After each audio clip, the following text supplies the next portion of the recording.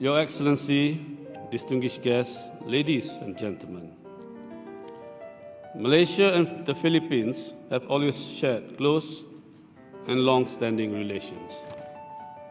Bound by our shared aspiration of progress, peace and prosperity, our two countries share many commonalities and strong people-to-people ties.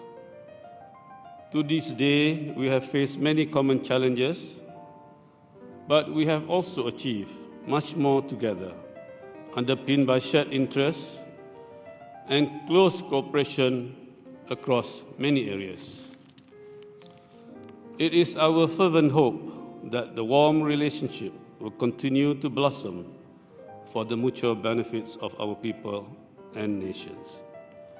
Mutual efforts and understanding are vital to further elevate our close relations and good cooperations to new heights. This can be achieved through active engagement at all levels. Regular exchanges of high-level visits among our leaders between officials of our countries will further contribute to the positive momentum in advancing our shared interests and addressing common challenges. Given our close proximity and active involvement in ASEAN, Malaysia regards the Philippines as an important partner. In 2022, the Philippines was Malaysia's fifth largest trading partner in the region, while Malaysia was the Philippines' fourth largest trading partner. It is our hope that Malaysia and the Philippines can expand their collaboration and partnership in the new and emerging areas such as agriculture, digital economy, and halal food industry. Shared peace and progress can only be achieved and maintained through stability and prosperity in the region and the world as a whole. Therefore, as founding members of ASEAN, Malaysia and the Philippines must continue to work closely in promoting the region's stability, security, and in making ASEAN a dynamic regional organization. Your Excellency, distinguished guests, ladies and gentlemen, this visit holds a very special significance, which strengthens the ties between our two great countries and also celebrates the long and deep-rooted friendship between our families. Our families are now graciously watching us as leaders of the countries. Very special mention to Her Excellency, the former First Lady, Madame Imelda Marcos, who has shaped an exceptional leader through her son and grandson. As we gather here, I feel overwhelming to think of our friendship of many years.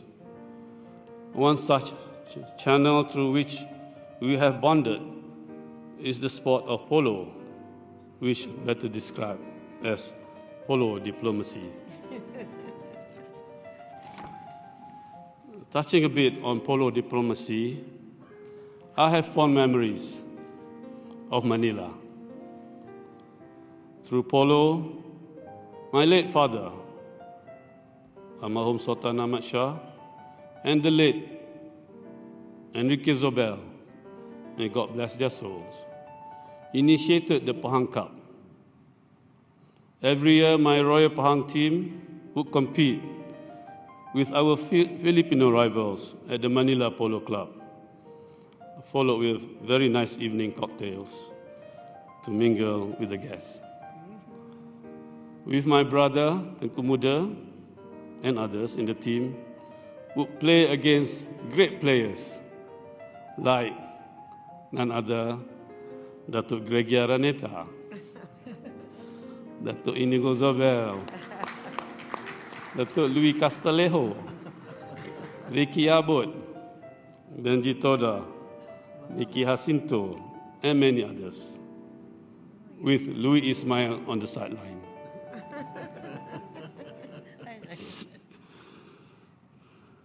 Of course, and our late father played polo with late Enrique Zobel. So I hope this polo diplomacy or polo legacy will continue with our children. Through spirited matches and shared passion, we have fostered camaraderie and understanding among our people.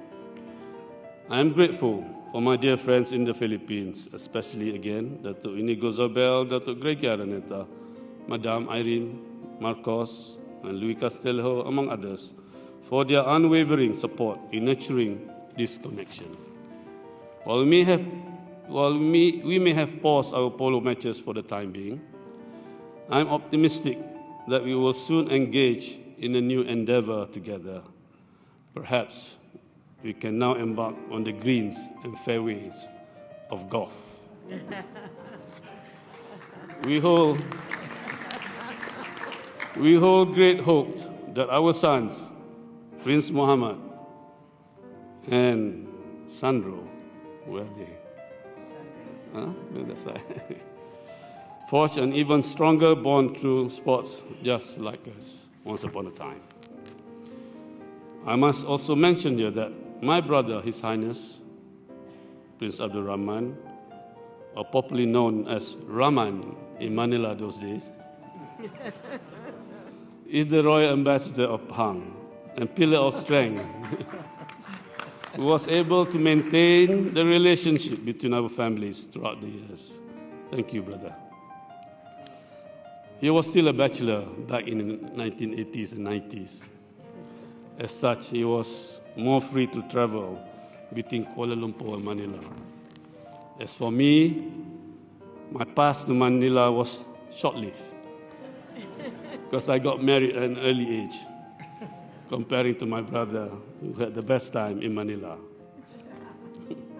So with your permission, Mr. President, I'd like to make a small request. I would like to start visiting the Philippines again, perhaps after January 2024, for polo or golf events, but this time, of course, with my beloved wife, Queen Aziza, and my family. In closing, I would like to extend my heartfelt gratitude, Mr. President, and to Madam Luis Araneta Marcos for gracing us with your presence.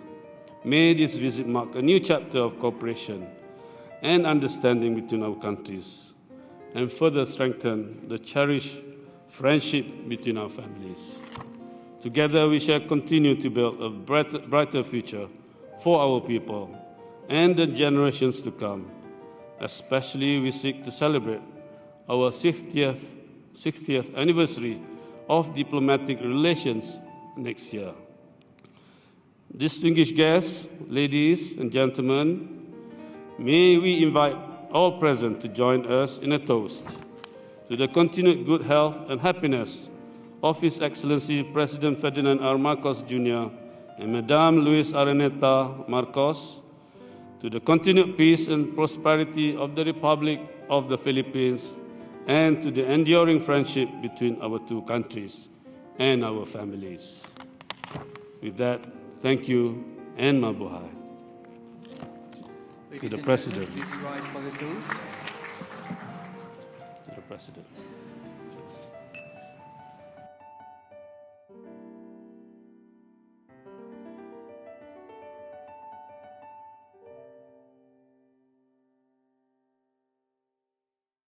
Thank you very much. To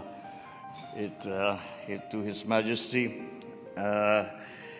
King Al-Sultan Abdullah, Your Majesty, Queen Aziza, of course, our good friend, His Excellency, the Prime Minister, Datu Seru Anwar Ibrahim, and all of the distinguished guests who have come to join us at this very familial gathering that we have had today.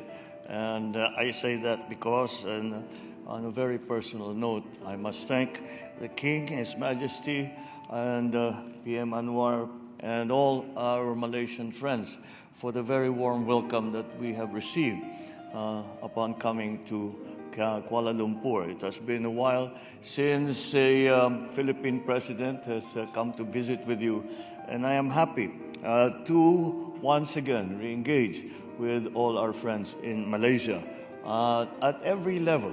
And as has been mentioned, we are now about to celebrate our 50th anniversary of formal diplomatic relations between our two countries.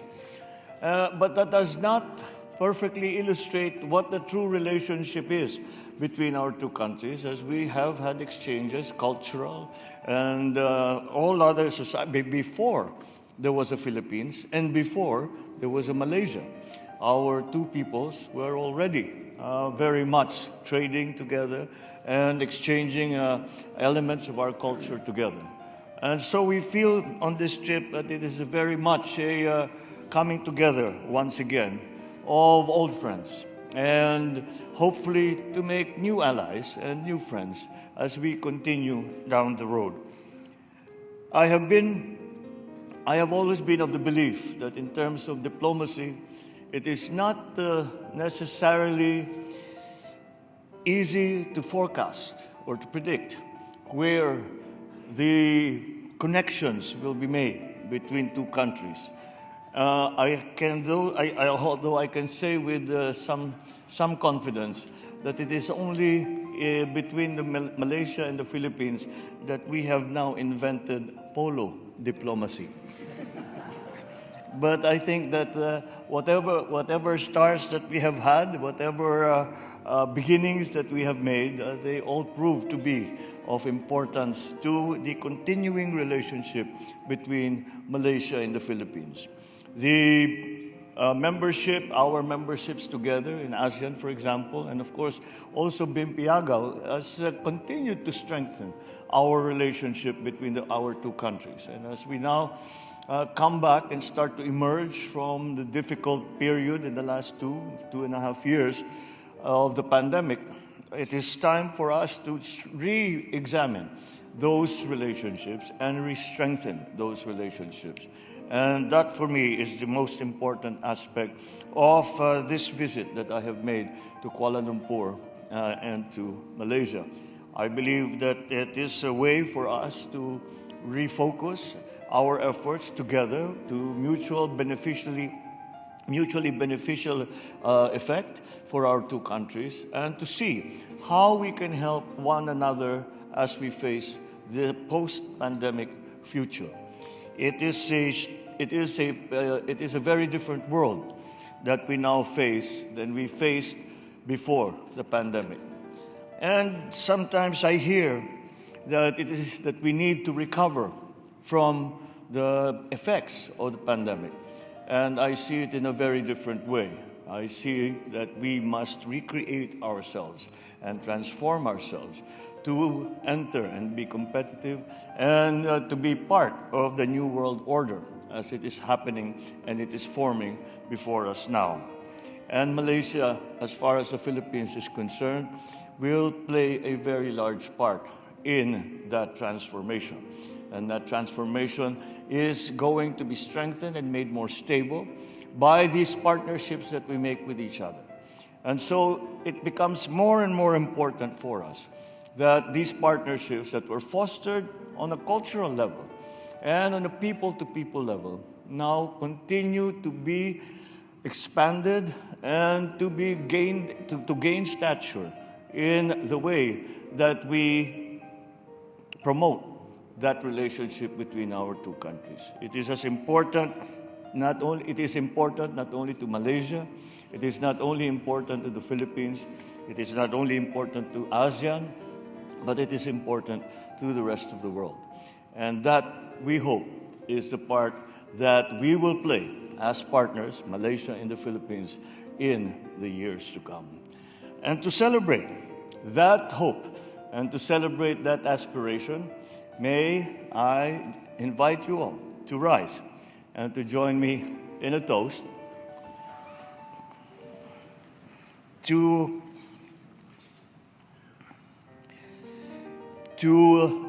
the continuing good health and continuing prosperity of His Majesty King Al-Sultan Abdullah and Her Majesty Queen Aziza, to the strengthening relationships of our two countries in the future and to greater and greater heights. Cheers.